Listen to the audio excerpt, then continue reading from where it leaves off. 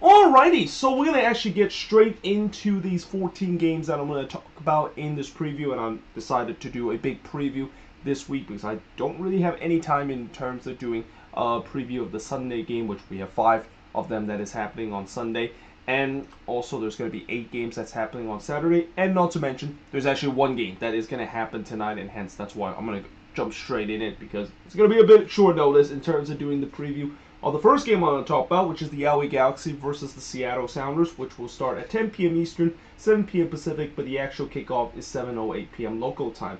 Now the Sounders 10-2-13, while the Galaxy 10-3-11, as this game is going to be on national television on ESPN.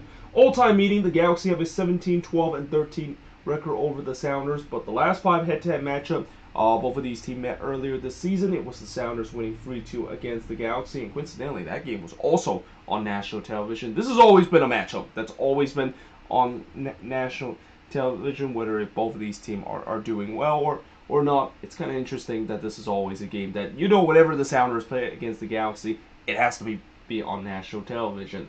But then it was a 1-1 draw between both of these teams before the Sounders won 2-1 against the Galaxy. Then the Sounders won 3-0 against the Galaxy before it was a 1-1 draw between both of these teams. Now, I believe the Galaxy, after a big win that they had last week against the Whitecaps, they're now back above the red line in 6th place. And the good news for the Galaxy in terms of their playoff hope, since they have played some of the most fewest amount of games in the entire Western Conference, they have a lot of games in hand over teams. Well, I wouldn't say a lot, but more like 1 or 2 games in hand over the team that is either above them or below them. So they're in a good shape as long as if they win those games in hand.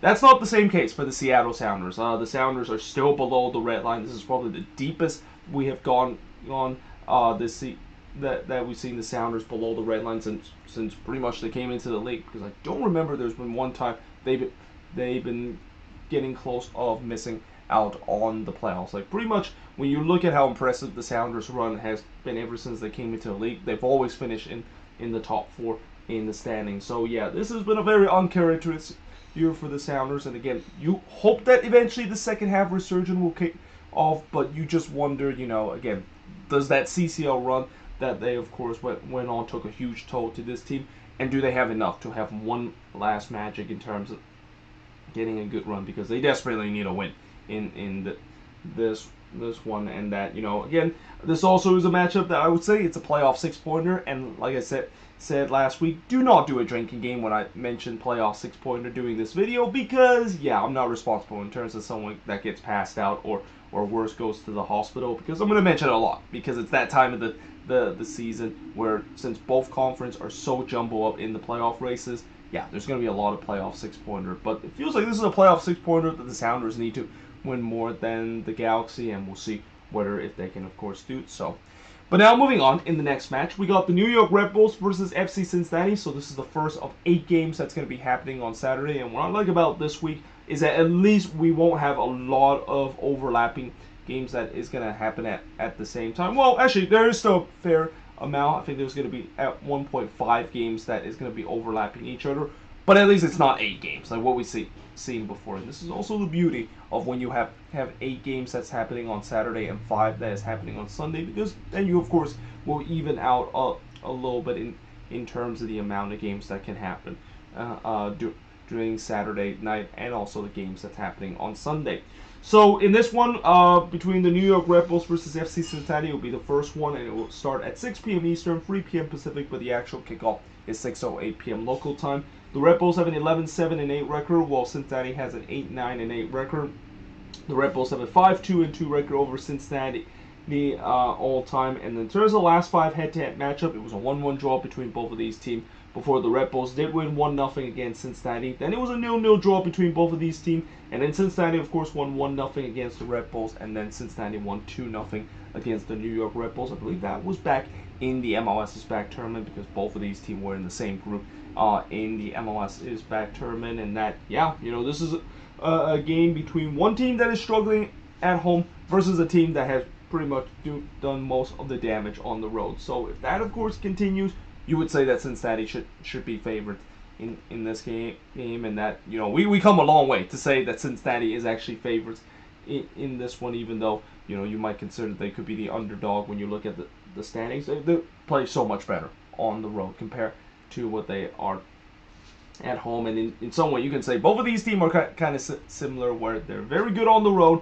but when it comes to their home form, that has been a problem. And again, for the Red Bulls, it has been a problem with them only getting 3 home wins, and I think that's by far the fewest amount of home wins so far any team has got. Well, actually, no, I don't think that's the fewest, because I'm pretty sure there's teams that is right at the bottom of the conference that have fewer than that. But for a team that is in the top 4 of the standing, it is still kind of surprising, the fact that they only have won 3 times so far this season at home. But moving on, in terms of the next match, is DC United versus the Philadelphia Union. So this is a matchup between first versus last in the Eastern Conference, and this is definitely a game that, last time when I mentioned it, I'm not sure did I mention this was also a matchup between first through last, but yeah, this is a matchup that DC fans will not want to remember what happened last time, because as I'll talk about how this game is the first of 2 games that's going to be happening at 7:30 p.m. Eastern, 4:30 p.m. Pacific, but the actual kickoff is 7:38 p.m. local time. And then the record for DC, 6-4-15, by far the worst in the East, and actually the worst record thing right now in MLS, because I believe they lead the wooden spoon race, while the Philadelphia Union have a 13-9-4 record, but they did take their only their 4th loss last week against FC Dallas. And in terms of the all-time meeting, the Union have a 19-5-11 record over DC, but this is where I talk about why DC fans don't want to remember what happened last time.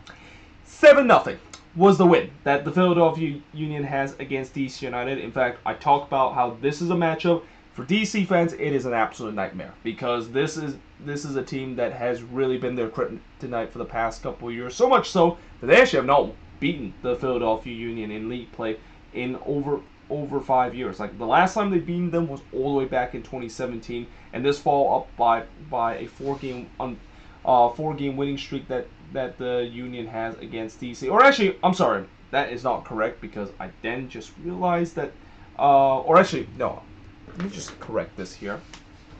I forgot that this is the wrong score. It's actually a 3-1 win that the Philadelphia Union has against DC United. So yeah, they haven't beaten them since 2017. But before that, it was a 2-1 win that the Union has against DC, and a 1-0 road win that the Union has against DC, and then only one of the rare occasion that there was actually a draw between both of these teams, and it was a 2-2 draw between both of these teams. So something tells me that this could be a demolition again, though, the Philadelphia Union, this is the 3rd game in 7 days for them, and they did have to go on the road to Dallas. And even though it's not technically across the other side of the country, when you have to go on the road on a short week and then come back to play another road game, that is definitely not easy. So it's going to be interesting to see whether or not if the Union can continue that intensity against a DC team that, again, this is a see you next season mode kind of team. They're just playing out the string right now, and that I think the only good thing that they'll hope in this game is that they do not lose 7-0 again. Like, I think anything improving from a 7-0 loss will be considered a win for this DC team against the best team in the Eastern Conference.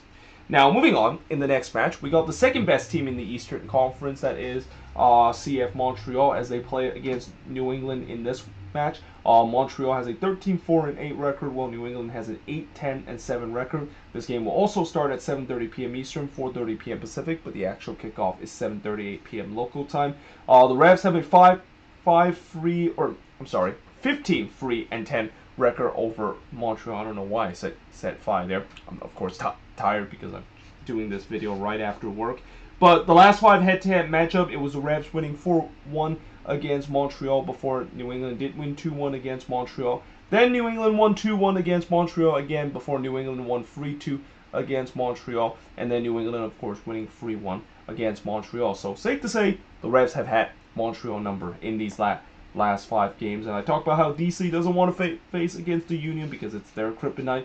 That's the same case for CF Montreal, who, again, they still haven't solved the New England puzzle in these last 5 head-to-head matchup, and we'll see whether or not if they can do so. Especially, New England is starting to finally get things going, and that they finally did something that they've been waiting to do for a very long time, which is get above the red line, as they're now sitting in 6th place. And the reward of that is playing against the second best team in the Eastern Conference. Though I will say that Montreal has not done very well this season at home. They, like what I said about the Red Bulls, have done most of the damage on the road, and that we'll see whether New England could pull off an upset in this one. Especially they have Montreal numbered when you look at the last 5 head-to-head matchup.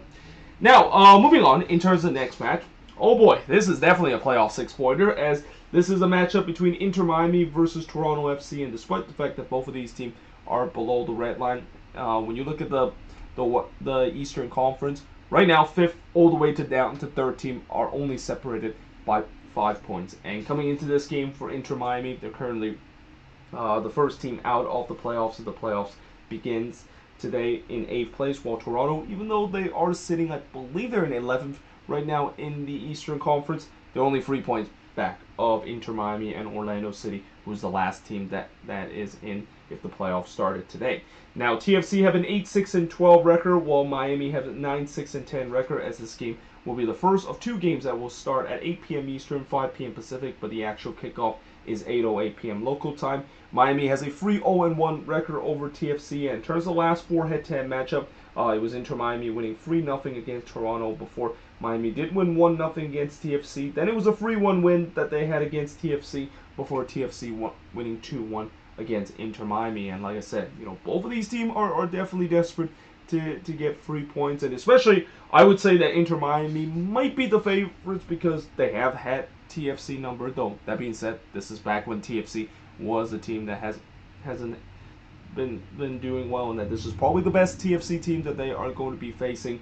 But again, this is an Inter Miami team that have, no matter who they face when they're playing at home, it seemed like they've found something in terms of the home form. And for the first time really in their franchise history, they're starting making their home stadium, Drive Pink Stadium, a fortress and a place that, this season, at least for the past couple of months, visitor team has not been able to get anything out of that stadium. So it's going to be tough for TFC to do so, and especially, after dropping points in the last game against New England, you just got to say that they have to win this one if they want to make up for dropping points at home and keep in this playoff race. But now, moving on, in the next match, we got Minnesota versus Austin FC, as this game will start at 8 p.m. Eastern, 5 p.m. Pacific, but the actual kickoff is 7:08 p.m. local time. The Loons have an 11-5-9 record, and Austin have a 14-6-5 record, and this is also a matchup that, it's going to be probably one, if not the toughest matchup that the Loons are going to be facing this season. Well, actually, I would say one of the toughest one, because the toughest one that they're going to face is actually in September when they play against LAFC. But this is definitely equally tough because Austin is a team that it seems to be a road team and the kings of the road in MLS, because they pretty much have won most of their road games, and pretty much I think they also have the best record right now on the road. Now, this game will also start at 8 p.m. Eastern, 5 p.m. Pacific, but the actual kickoff is actually 7:08 p.m. local time, as this one is in Central Time and this one is in Eastern Time.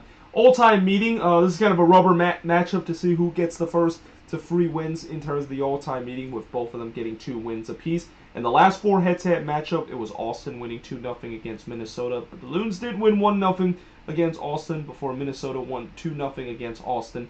And then in the first ever meeting, Austin, of course, were able to win 1-0 against Minnesota United. And again, I will say that I am cautiously optimistic that the Loons can get all 3 points out of this game. I mean, they have faced a lot of pressure games in these last couple of games in this past month or so, and for the most part, they have done very well in terms of it. Now, the thing I will say is that their home form hasn't been exactly that good this season, and that, we'll see whether or not if they can improve that in this game, because like I said, this is not going to be easy. Like, facing against an Austin team, especially that back line, which, for these last couple of weeks, it has been very shaky. They cannot be like that when they play against an Austin FC team that we know that they are one of the most terrifying attack in this league, and that, yeah, I would say that for the Loons, this could maybe be a game where there could be a lot of goal score or 2, because, both of these attacks seems to be clicking on all cylinder, and don't be surprised this could end like 4-4 again, like what we saw in the game against the Portland Timbers. But now moving on in the next match, we got the Colorado Rapids versus the Houston Dynamo. So the Rapids have an 8-7-10 record, while the Dynamo have a 7-4-14 record. This game will start at 9 p.m. Eastern, 6 p.m. Pacific, but the actual kickoff is 7:08 p.m. local time. All-time meeting, the Rapids have a 15-11-12 record over the Dynamo, but the last 5 head-to-head matchup, it was a 1-1 draw between both of these teams very early in the season before the Rapids did win 1-0 against Houston. Then the Rapids won 3-1 against Houston before the Rapids won 3-1 against Houston again. And then they also won 2-1 against the Houston Dynamo. So safe to say that the Colorado Rapids have got the Houston Dynamo number in the past 5 head-to-head matchup, which is why it is so important that they need to keep that. Because you got to say that this is a must-win game for the Colorado Rapids, especially, I mean, every home game now is a must-win game is for the Rapids, especially with how they still are a team that hasn't done very well this season on the road, and they're just hanging on the ledge in terms of this big squash of Western Conference team that is fighting for those playoff position. Because if they cannot beat the Dynamo, which is a team that seems like they're in CU next season mode, yeah, they're in big trouble. And in some way, you could say that maybe their playoff hope is slipping. So we'll see if they can do so in this one. But now moving on in the next match, we got RSL versus the Vancouver Whitecaps, and this is also kind of another playoff 6-pointer, as both of these teams are as part of my talk about the Western Conference and how there's a lot of teams that is fighting for spots that goes all the way up to 3rd place in the West. But for RSL, they have a 10-7-8 record, while Vancouver have a 9-6-11 record. Now, this is also interesting in terms of the fact that this is a matchup between two teams that got big wins coming off of the last game. RSL got a massive 2-1 win on the road against Seattle, while the Whitecaps got a big 2-1 win at home against the Colorado Rapids. This game will start at 10 p.m. Eastern, 7 p.m. Pacific, but the actual kickoff is 8:08 p.m. local time. The Whitecaps have a 13-4-11 record all-time over RSL. And in terms of the last 5 head-to-head matchup, last time both of these teams faced against each other earlier this season, it was the Whitecaps the one that were able to get a 2-1 win against RSL before they drilled RSL by winning 4-1 in that game. But RSL did return the favor by winning 4-0 against Vancouver. Then RSL won 3-1 against the Whitecaps before the Whitecaps won 2-1 against RSL. And you could also say that this is kind of a landlord derby too, because, you know, this is a matchup between the Whitecaps, who used to use Rio Tinto Stadium as their home ground for most part of last season. But overall, in terms of this game, it's going to be interesting to see who can carry the momentum that they had in the last game, because, like I said, both of these teams come up with big wins that can help their playoff chance. In fact, the Whitecaps have actually now got to a position where they're above the red line once again. So we'll see whether they can continue that, because, again, there are teams below them that do have games in hand over them, and that if they want to make it to the playoffs, they got to continue to win games, and also hope that those teams that have games in hand of them do not win those games. But that being said, I am now going to switch board and look at the last 6 games that's going to be happening to finish off match week number 26. But moving on into the next game, and actually the last game of the Sunday action, or I'm sorry, not the Sunday action, the Saturday action. I'm about to talk about the Sunday action after this game. But the last game of the busy Saturday action is the San Jose Earthquakes versus LAFC. And believe it or not, I was actually thinking about going to this game, and I decided to not do it at the last minute, because when I look at the tickets price for this game, man, oh man, it is expensive. I mean, it is pretty clear that a lot of Quakes fans and the remaining Quakes season ticket holder are using this game as a good way to make money. And I don't blame them, because, you know, watching the Quakes play right now, it is just a complete waste of time with the way that we knew that this is a lost season for them before it begins with, and of course that is the case. And now they play against the best team in the league, and most likely PayPal Park will be taken over by LAFC fans in this game. Yeah, it makes sense why a lot of Quakes fans are selling their tickets for a very high price to kind of make profit. But also, you know, I decided not to go to this game because of how expensive it is, and that, you know, I kind of want to go to this game because I might get a chance to see the likes of Gareth Bale and Chiellini in this one. But knowing the fact that both of those guys have been out because of low management, there's no guarantee that of course is the case. And if they don't play in those games, I'll be kind of disappointed, because I just spent a lot of money hoping to see both of those guys, and that that yeah, both of those guys are not actually playing. And also, before you call me a guy that maybe I was just there because I want to see the big name player. I mean, can you blame me? I mean, I just went to the All-Star game. I'm still getting starstruck seeing a lot of the best player in the league playing, or seeing them play in person. And not to mention, you look at whenever LAFC do play against an opposition, the stand seems to be filled up because they have some big names on their roster. Kind of reminds me of what happened when the Galaxy always visit town. Remember when the Galaxy had Zlatan, and it feels like every stadium the Galaxy play on the road, it would be filled up to the brink because they want to see Zlatan play in person. Now, going back to this game itself, it starts at 10 p.m. Eastern, 7 p.m. Pacific, but the actual kickoff is 7:08 p.m. local time. LAFC have an 8-0-4 record over the Quakes, and in terms of the last 5 head-to-head matchup, the first ever meeting between both of these teams this season was a 3-2 win against in favor of LAFC before they won 3-1 against the Quakes. Then the Quakes actually had a 4-game winning streak against LAFC, believe or not. I mean, this has always been a team that they struggle, and somehow out of nowhere they have a 4-game winning streak against them.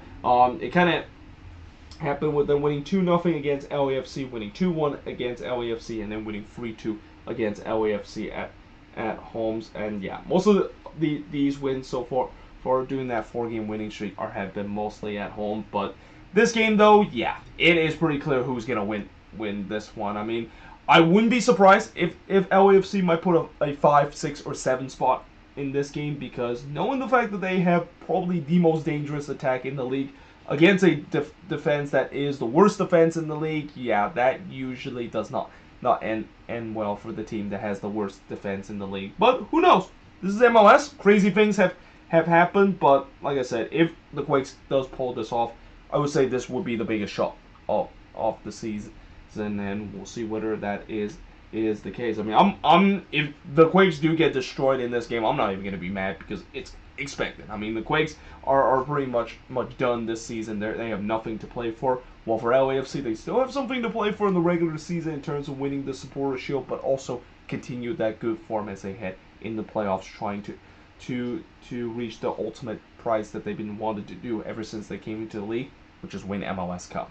But now, moving on into the first of 5 games that's going to be happening on Sunday is Columbus versus Atlanta United. So this game will start at 5:30 p.m. Eastern, 2:30 p.m. Pacific, but the actual kickoff is 2:35 p.m. local time, as this is going to be the first of a doubleheader that's going to be happening on FS1. The Crew have an 8-10-6 record and actually have now got themselves to 5th place, and actually have now gotten into a position where they actually not only have games in hand over the team above them, but they can actually have a chance to not only make the playoffs, but host a playoff game at Lower.com Field, because I believe if they do win their games in hand, doesn't matter what the Red Bulls does, they would actually overtake them in the 4th position. That's not the same case for Atlanta United. I mean, for Atlanta, it feels like this is kind of a must-win game for them because they're just hanging on for dear life in that 13th position with a 7-8-10 record. Now, in terms of the all-time meeting, it's a 7-0-6 record over Atlanta, and in terms of the last 5 head-to-head matchup, it was Columbus winning 2-1 against Atlanta,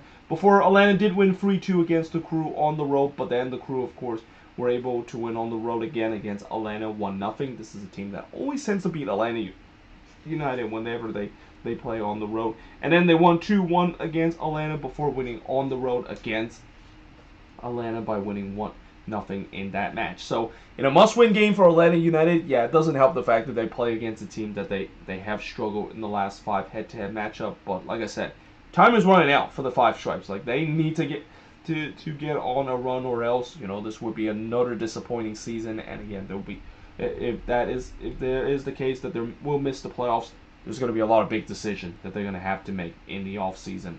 But now moving on, in the next match, we got Chicago versus NYCFC. So the Fire have an 8-6-11 record, while NYCFC have a 12-6-7 record. And this is also a matchup between one team that is in an absolute free fall right now, that is NYCFC, after it kind of started with Tati Castellanos leaving the team, against a team that definitely have came back down to earth after that 4-1 humbling against the Philadelphia Union. Now, this game starts at 6 p.m. Eastern, 3 p.m. Pacific, but the actual kickoff is 5:08 p.m. local time. All-time meeting, NYCFC have a 9-5-3 record over the Chicago Fire, but In terms of the last 5 head-to-head matchup, it was a 1-0 win that the Fire has, or 1-0 win that NYCFC had over the Fire before another 1-0 win that the NYCFC had against the Fire. Then it was a 2-1 win that they had over NYCFC, and I should forgot about the 1 here.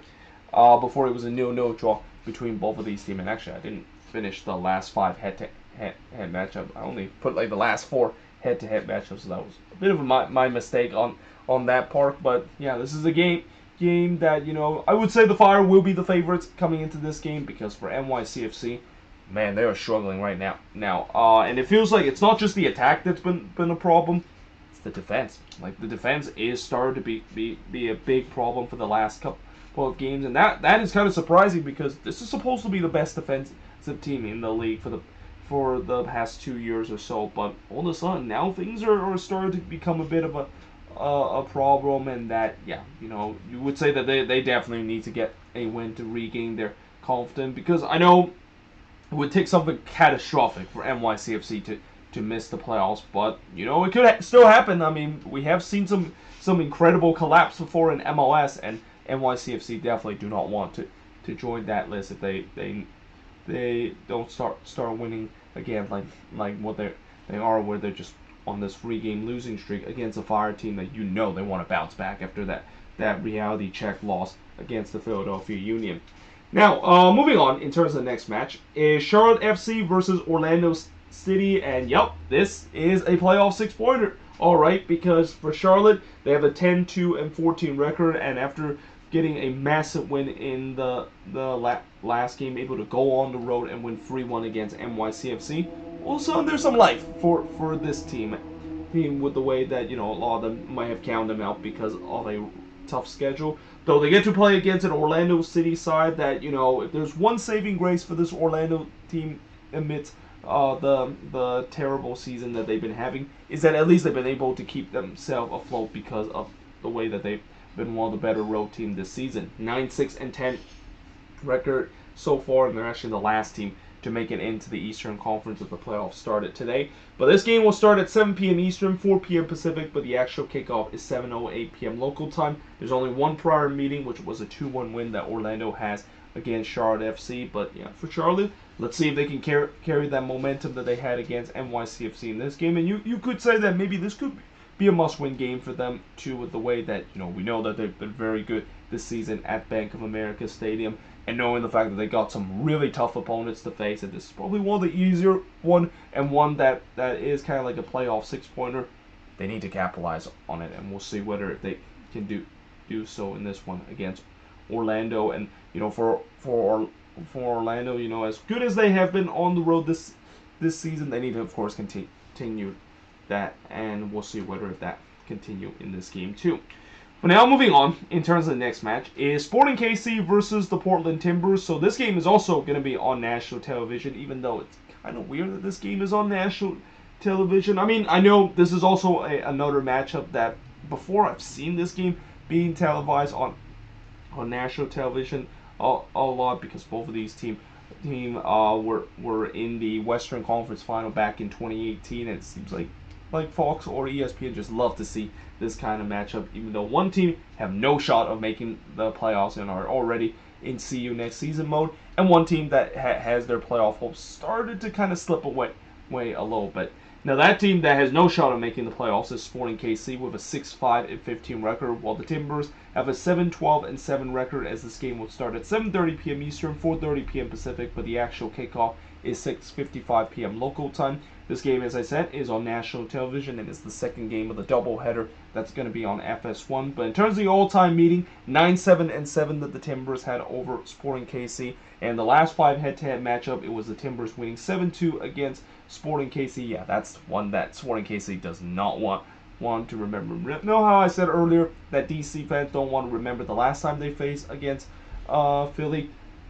The same goes for Sporting KC fans. But before that, it was a 1-1 draw between both of these teams, then a 2-1 win that the Timbers had against Sporting KC, a 2-2 draw between both of these teams, and then a 2-1 win that the Timbers had against Sporting KC. And you know that, you know, so far I haven't mentioned that for all those teams that is kind of in the big jumble more of those playoff races, you know, a lot of these teams are going to be rooting for teams that that are either facing against the best team in the league or worst team in the league. And in this case, it seems like all those teams that is fighting for those playoff position are rooting for Sporting KC in this one. Well, the Portland Timbers are kind of on their own. Like you could say that this is a game that it's kind of a bit of a must-win for them, and especially they have not done very well this season on the road.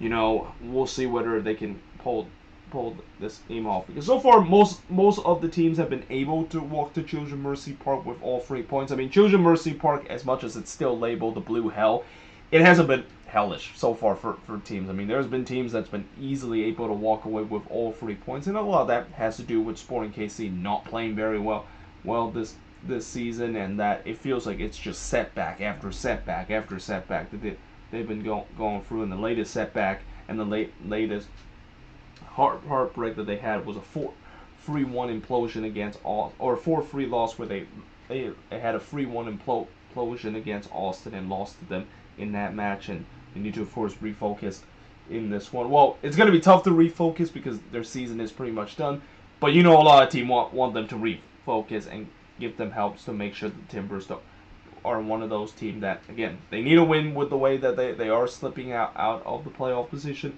a little bit, and we'll see whether if they can, of course, get this win. And not to mention, also the Cascadia Derby is in the horizon. I feel like for the Timbers, they're starting to go through a stretch where, remember how back in July where they had that Cascadia Derby win? That was exactly what I was saying, that they need that Cascadia Derby. They need that kind of game where they can get a win that once again get the momentum going, and that's kind of the case in this one. And we'll see whether if they can get that win before they do have the Cascadia Derby showdown not long after. In fact, I think it might be the next game that they're going to be facing against the Seattle Sounders in that Cascadia Derby. But that being said, moving on to the last game on this board is Nashville versus FC Dallas. So talk about a team that also desperately need to win.